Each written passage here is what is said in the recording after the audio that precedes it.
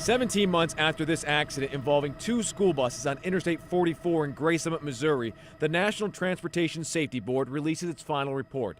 NTSB believes the driver of the pickup that starts the wreck is likely texting while driving. The school bus drivers are being faulted by investigators for not being able to avoid the crash. The driver of the first bus is said not to be paying attention to the accident in front of her, and the second driver is said to be following too closely. It results in 2 people dead, 38 others injured. When releasing its findings, the NTSB would make a recommendation to ban all cell phone use for drivers, and that quickly became the story nationwide. But buried in this report, a scathing look at bus safety in the state of Missouri and how the agencies you look to protect your children may be failing you.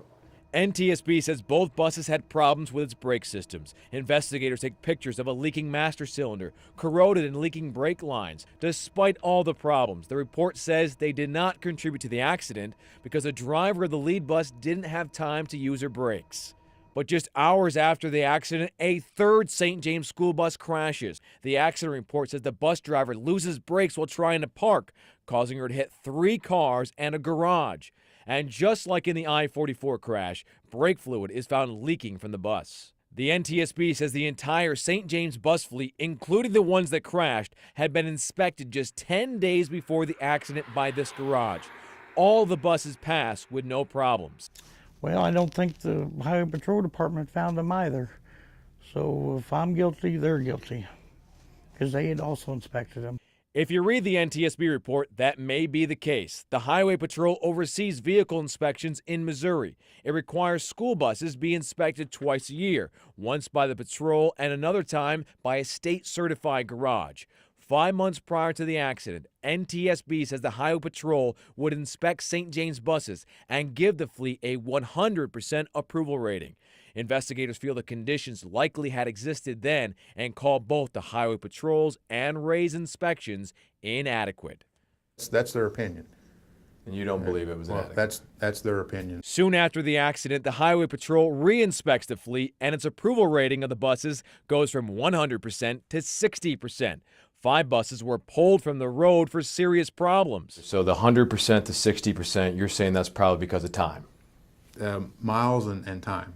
You don't feel like it's anything to do with faulty inspections? There's a possibility something could be missed. The reason? School buses only need to meet minimum safety standards to pass inspection. What good, though, are the inspections if you're not checking all the brake systems? Well, again, we're following what the minimum standards are for that inspection. And their brakes is part of that minimum standard. Not all elements of brakes, according to NTSB. Investigators say the Highway Patrol does not require an inspector to remove the back wheels of the bus, and says many of the problems on the buses that would crash would not have been visible unless the rear wheels had been removed. NTSB would make several recommendations to the Highway Patrol to improve bus inspections. Ryan Dean, News Channel 5 I-Team. In the last few years, hundreds of buses have been yanked off the road in the metropolitan area because they simply were not safe enough. These 340 buses carrying kids had mechanical issues the Missouri Highway Patrol says created an immediate danger.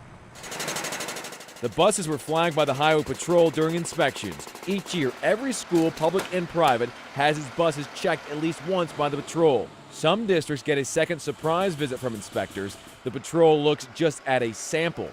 We show up on the lot. We pick the buses, we inspect them, and that's the end of it. A bus can fail inspection for a number of reasons, but it's only taken off the road if the defect poses an immediate danger. Some of those problems include major tire and brake defects, the stop arm not working, red flashing lights that have gone out, or an exhaust leak.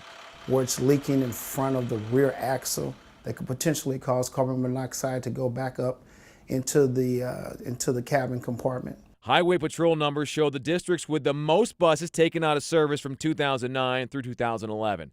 St. Louis Public Schools with 68. VIC, the program that transports children in St. Louis to suburban schools, had 35 buses. Rockwood, 28. Francis Howell, 20. St. Charles in Northwest tied with 12. We shared the figures with parents.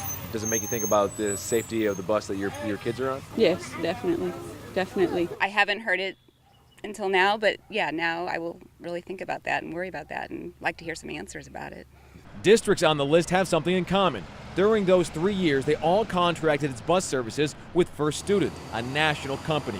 In a statement, First Student says each bus that was pulled from service was immediately repaired by our safety and maintenance team and successfully re-inspected. We would never put a bus on the road unless we were fully confident in its safety. St. Louis Public Schools says in the past 3 years, there's no record of any bus accidents due to maintenance issues. In all, nearly 50 metro schools or districts had at least one bus taken off the road. In most cases, buses taken out of service represent a small percentage of an entire fleet. According to the Highway Patrol numbers, when at least 10 buses were inspected, Valley R6 had the highest percentage sideline, 13%, a total of 8 buses. St. Louis Public Schools, 9%, with 66 buses. Rittner and Winfield also averaged 9%, that's 8 buses for Rittner, and Winfield 4. Some other districts, Francis Howell had an out-of-service average of 7%, 20 buses.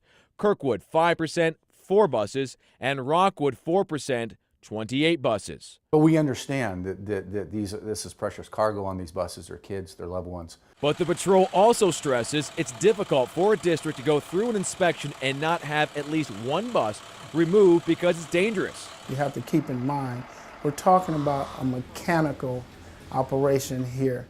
Things break down, things go out at a moment's notice. And while the transportation director at Rockwood admits there's always room for improvement when it comes to bus safety, he feels it's unrealistic not to have a single bus caught with what the Missouri Highway Patrol classifies as a major issue. We run 150 square miles in our district, 2 million miles a year. You're going to have issues. We've got all types of roads in our school district.